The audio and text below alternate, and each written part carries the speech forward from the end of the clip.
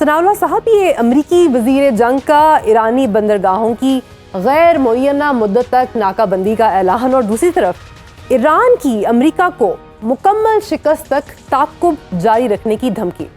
Is this war going towards the point of no return?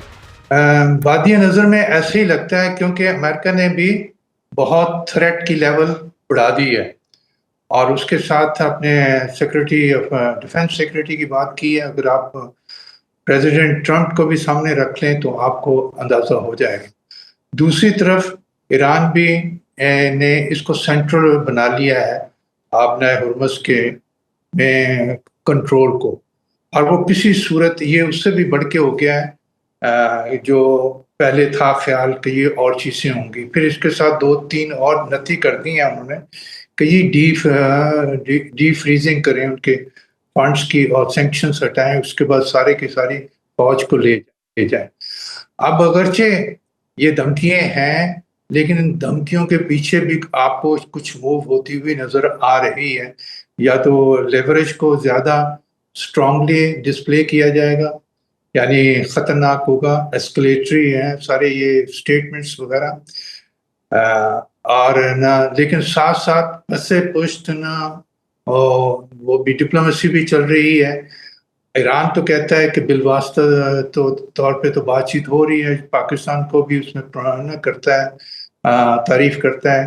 Oman بھی اس میں ہے، ایک طرف کہتا ہے کہ عمان کا بھی جو ایگریمنٹ انہوں نے کیا ہے وہ سمجھتا ہے کہ وہ اس کے ایما پہ ہوا ہے امریکنز کے، اور اس میں امریکن شرائط کچھ ادھر سے شامل کی گئی ہیں. تو اس لیے وہ ابھی تک سامنے نہیں آیا، اس پہ کوئی پیش رفت ہمیں نظر نہیں آتی. اب یہ تو سامنے جو نظر آ رہا ہے کہ دونوں اپنے موقف پہ ڈٹے ہوئے نہیں ہیں، بلکہ اس سے ذرا بڑھ کے باتیں کر رہے ہیں. اب یہ پاکستان کی پوری کوشش ہے کہ کسی طریقے سے وہ ایم او یو جو سائن ہوا تھا 14 پوائنٹس، اس کی طرف اس کو بیس بنا کے دوبارہ سے گفتگو شروع ہو. اور اس پہ میرا خیال ہے امریکہ کوئی لچک دینا ہی نہیں چاہتا. ثناءاللہ صاحب، یہ مشرق وسطیٰ میں U S S George Washington جو امریکی طیارہ بردار جہاز تھا، دیٹ واز آلریڈی وہ ابراہم لنکن آلریڈی تھا، اور اب U S S George Washington بھی وہاں پہ انہوں نے بھیج دیا ہے 2 طیارہ بردار جہاز. Do you think this is going towards escalation? میں نے پہلے کہا کہ ایسکلیشن کی طرف بڑھ رہا ہے. یہ اسٹریٹجک پاز سمجھ رہے ہیں ٹرمپ صاحب، اور ٹرمپ کسی صورت پہ بھی اس ڈیفیٹڈ پریزیڈنٹ کے طور پہ صلح کرنے کو تیار نہیں ہے، اور نہ کرے گا میرا خیال ہے، کیونکہ سپر پاور ہے. اور اس کے جس طرح ابھی کہا گیا کہ اس کے دونوں طرف وہ پھنسا ہوا ہے. ایک طرف جانا ابھی اس کے لیے مناسب نہیں ہے. اس نے خاصی پہلے کنسیشن کر دی تھی، لیکن ایران نے اوور پلے کیا اپنا سائڈ، اور جس کی بنا پہ سختی، ان کے رویے میں سختی آ گئی، اور وہ بھی ایک وجہ بنی ہے.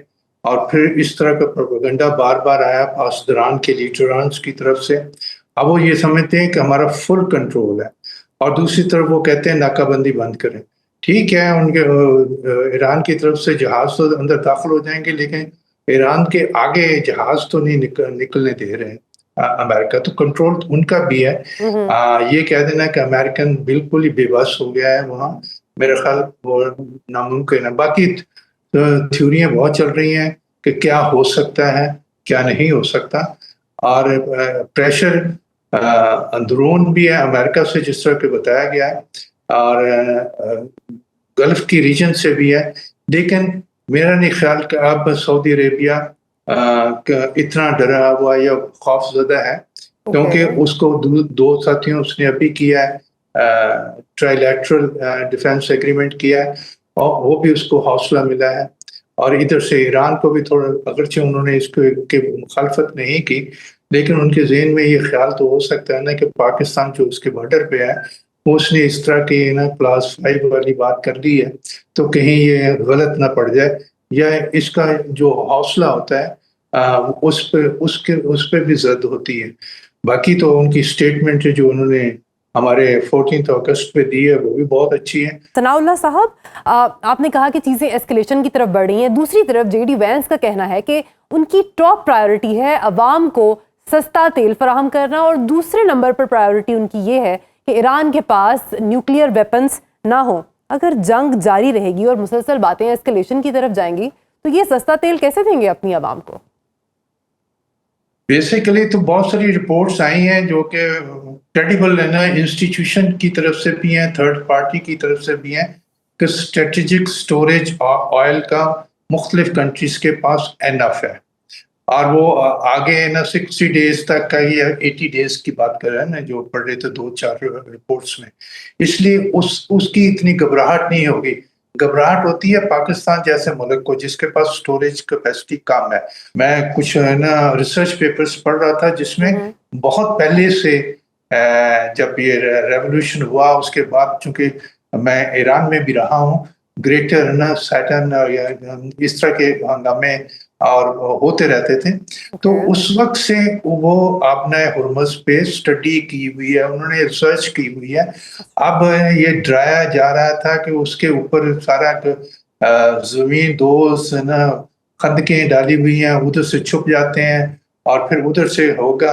تو اگر امریکہ کا پریزیڈنٹ جس طرح کی تھریٹ دیتے ہیں اور دے رہے تھے، اگر وہ بہت زیادہ ورلڈ وار سیکنڈ کے بعد کا سین وہ سامنے رکھتے ہوئے اور اس کے مطابق وہ حملہ کرنے کی کوشش کرتے ہیں تو تباہی بہت ہوگی. پاسبل ہے کہ اور بھی کوئی ہے نا وہ تباہی کی خبروں سے ذرا بچنے کی کوشش کر رہے ہیں، یا کوئی مومنٹ ایسا دیکھ رہے ہیں کہ وہ only time can tell. I think only time can decide.